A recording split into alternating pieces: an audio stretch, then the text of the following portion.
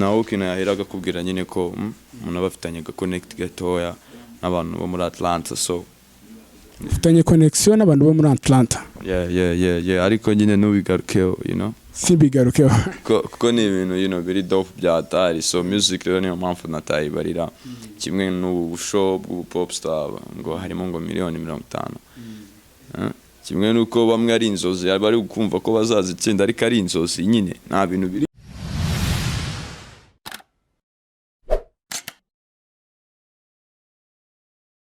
birimo gukorwa neza, conesha birimo gukorerwa.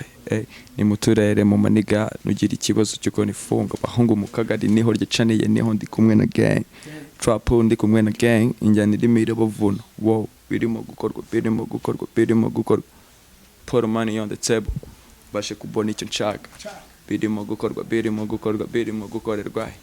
KMK City Gang go n'ahandi hose mu Rwanda. ya Road B ngoma yitwa nguki? Yitwa biri gukorwa. Biri gukorwa.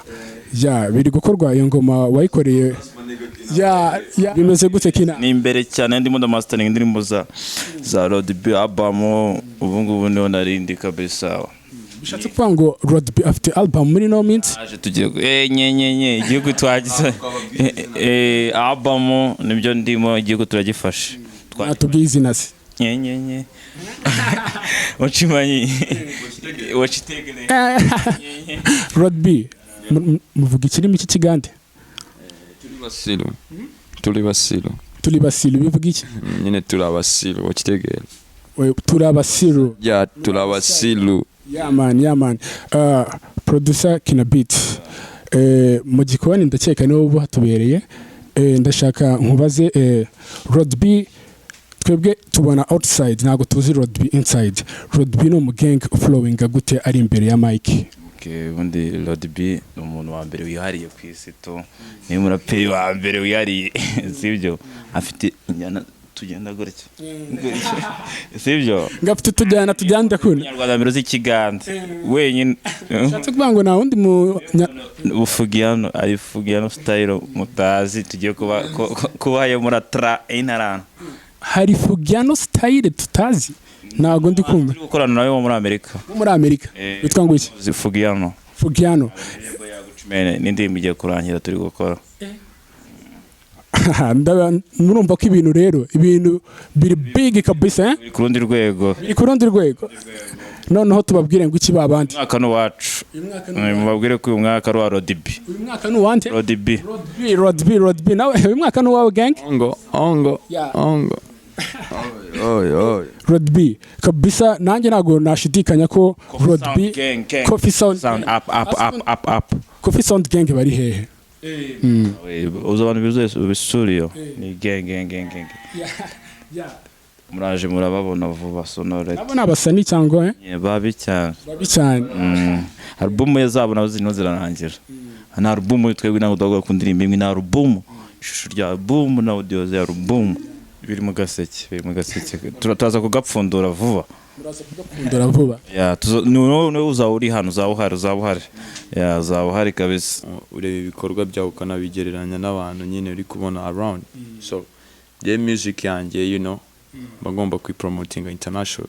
Mimi ntago ngiye mbara umuziki wanjye hano mu Rwanda, nzawukora mu Rwanda bawumenya, ariko me I need to connect nyine n'aba artists bo hanze, you know, kuko ngiye mfite, you know, connect cyane kurusha uko nagira connect n'abantu ba mu Rwanda baba artists nyine. So naho kintu yaheraga kubwira nyine ko umuntu aba afitanye connect gatoya n'abantu bo muri Atlanta, so ufitanye connection n'abantu bo muri Atlanta. Yeah, ariko nyine nubigarukeho, you know, simbigarukeho kuko ni ibintu, you know, biri dope bya atari, so music rero niyo mpamvu natayibarira kimwe n'ubu show bw'ubu pop star ngo harimo ngo miliyoni 50, kimwe nuko bamwe ari inzozi bari kumva ko bazazitsinda ariko ari inzozi nyine, nta bintu biri. Ni inzozi gute se? Kuvuga se ko izo miliyoni 50 bitari kuba bizwi ko ari senkani ni senkani, ariko ngiye ndashaka uzamamagarira umuntu wayafashe tu, ayo kaza yayafunze ari senkani, ari miliyoni senkani. Ntago wemera ko ayo mafaranga bayatanga? Oya, we nubigaruke, ariko gusa uzamamagarira umuntu wayafashe gutyo, mubwira ati ndari umuntu nshaka kujya kukwereka. ya Road B jewe uko ndi kubyumva ndikumva aho hantu harimo ikibazo ariko ntabwo mbigarukaho nk'uko wabimbwiye. Ya Road B dusoza hari tatu ndi kubona ku mubiri wawe. Kamera bayitwereke. Road B ino tatu ivuga iki? Ubundi handitseho ngo iki ko nari kubona neza? Hano ni hope, you know, and love. Handitseho hope and love. Ya ni ukubera iki ariyo magambo wahisemo? Kuko akenshi dusanga abantu bafata bagashyiraho ibintu biri shine, bagashyiraho ibintu. Ni ukubera iki Road B wahiseho kwandika ku mubiri wawe hope and love? Ikintu cya mbere buriya mu buzima ni urukundo no kuba wicaye ufite akantu kikwizera muri wowe. Dasosaba. Bishatse kuvuga ngo Road B ni umuntu ugira urukundo n'akantu ko kwizera ukuntu kuko ibyo ni ibintu mu buzima bugomba kuba bifite muri wowe. Icyizere kuba ufite like urukundo mu bantu.